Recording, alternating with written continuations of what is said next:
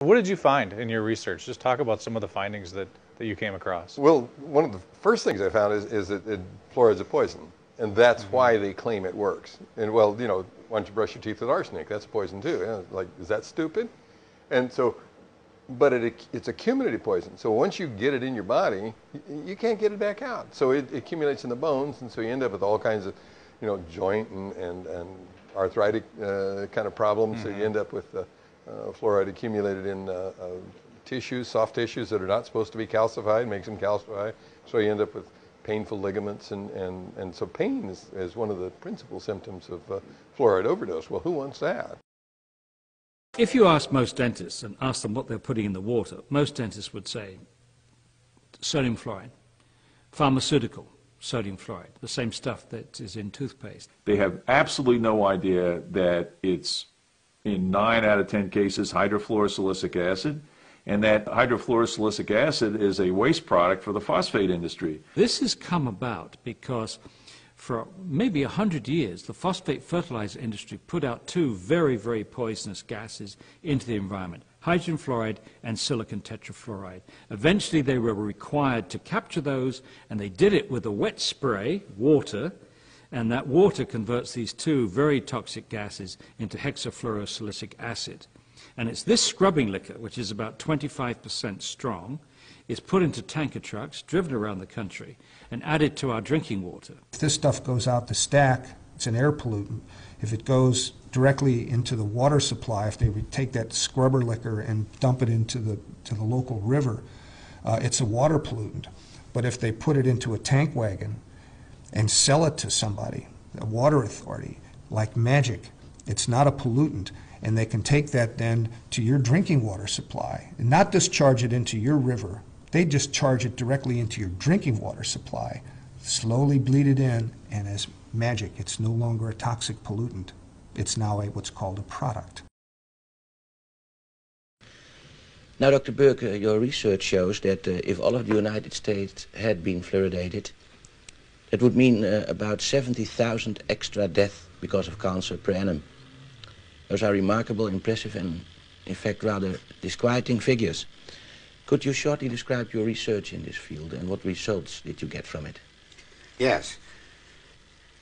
The 70,000, of course, would represent 1/5 of all the cancer deaths in the United States, twice as many from breast cancer in women, and twice as many as from lung cancer in man.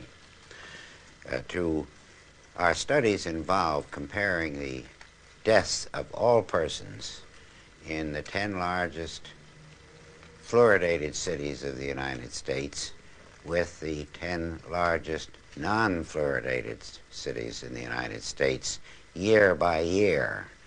And we obtained a very remarkable curve, which you can see here perhaps. Here is the fluoridated, and here is the non-fluoridated set of 10 cities each. Here's where the fluoridation started, and before this time, both sets of cities were identical. But no sooner had fluoridation started than this curve began to go up, the deaths began to increase, so that this effect occurs very promptly within 1, 2, or 5 years. Now this, sir, is conclusive evidence that fluor kills because of cancer. It is one of the most conclusive bits of scientific and biological evidence that I have come across in my 50 years in the field of cancer research. This film itself is presented here only to show that mammalian cells in tissue cultures can be and are damaged by fluorides, and some even killed when their contact with sodium fluoride is in the concentration of 1 part in 30 million. And we do have photographic records showing almost the same thing in 1 part in 60 million.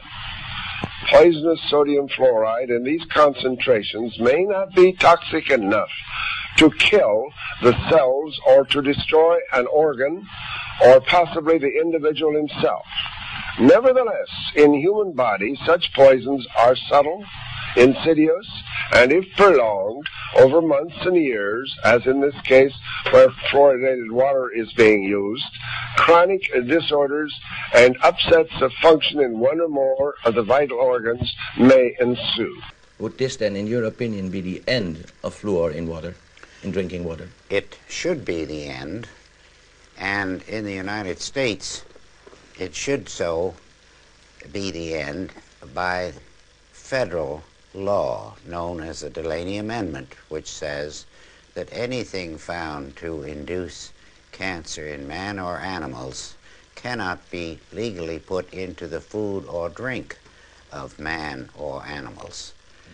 And so, and this is all less than 1 year old, so that it entirely changes any previous ideas of fluoridation that anyone may have had, because this is the first real indication of an important effect. Where did the connection come that fluoride helps oral health? I mean, where did that start from? You got a couple hours? Sure. Well, I'll tell you where it came from. It came from a bold-faced lie.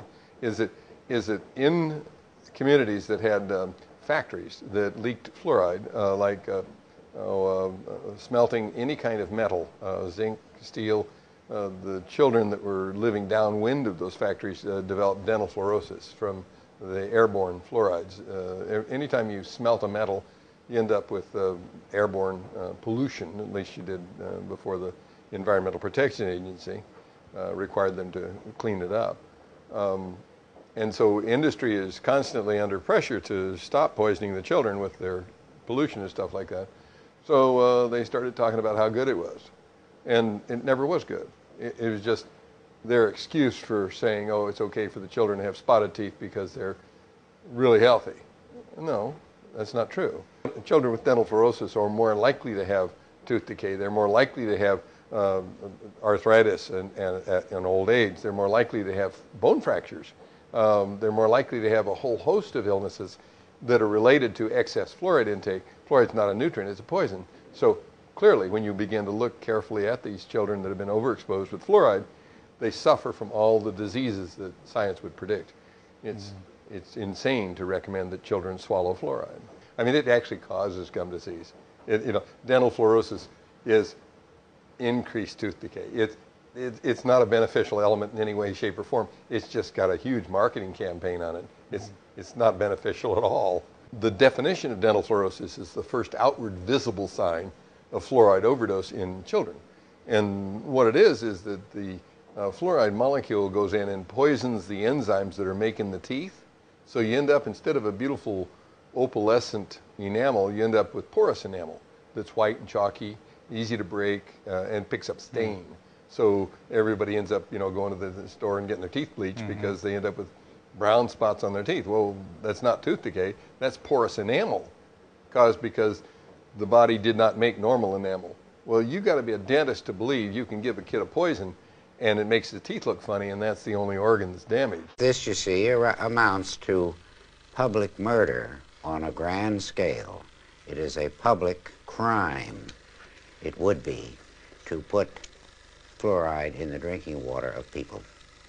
Now, the children of this cameraman and mine, sir, take fluor. Should we stop this immediately? Well, in my opinion, if they were my children, they would not take it anymore. I can only recommend for myself, but I would suggest to you that they stop it.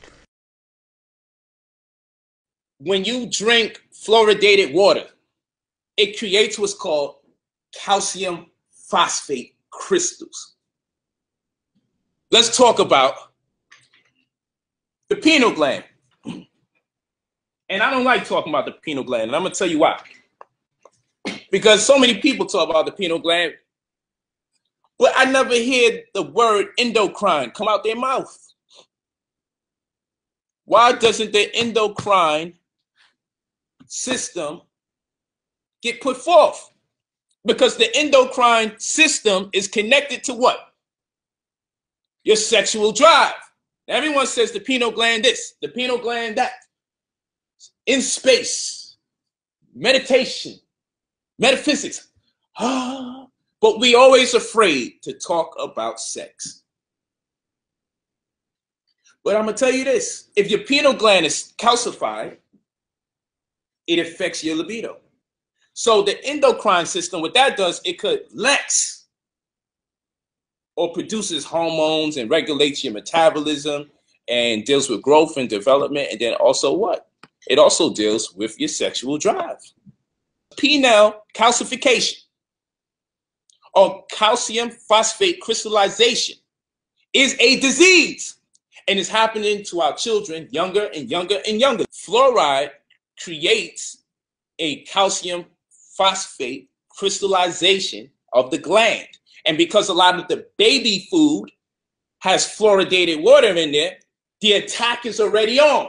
And the first thing to get attacked when fluoride hits the system, it shoots straight to the pineal gland and in turn affects the endocrine system. Fluoride, one of the most pernicious toxins in your water supply. What are the downsides? Well, it displaces iodine from your thyroid, and if you're a woman, you're already at high risk for hypothyroidism, and this is going to make it even worse. So it's a really serious issue, and it could also interfere. It's a metabolic mitochondrial toxin, so it will sabotage your mitochondria's ability to create cellular energy in the form of ATP. The issue is not should someone use fluoride or not. I personally believe that that is a very foolish, uninformed choice to use fluoride in any way, topically or systemically, but certainly systemically. But to dictate that everyone in your community has to get it and get it in doses that is not even dose appropriate for the weight is just medically irresponsible. Yeah, just no question. It's a crime. It's a crime against humanity.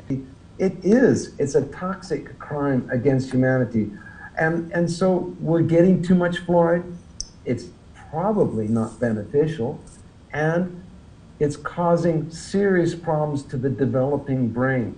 When? That's one of the questions we don't know. Is it causing it genetically before conception? Is it causing it while the baby is brain is being developed in utero? Is it being caused afterwards, or is it all of those situations? We don't know, but we do know that it's lowering IQ. Okay, I couldn't agree more, but Bill, it's even worse than that, because not only does fluoride responsible for all the items that you mentioned, but hardly any health professional studies molecular biology. They are beyond clueless about how the mitochondria work. And once you understand that and realize that fluoride is a mitochondrial poison, not only is it contributing to these problems, but it's contributing to cancer, heart disease, diabetes, obesity, neurodegenerative disease, and we have a tsunami of Alzheimer's coming. Well, what are they supposed to do? Abandon the water supply? The answer to that question is yes. They must abandon the water supply.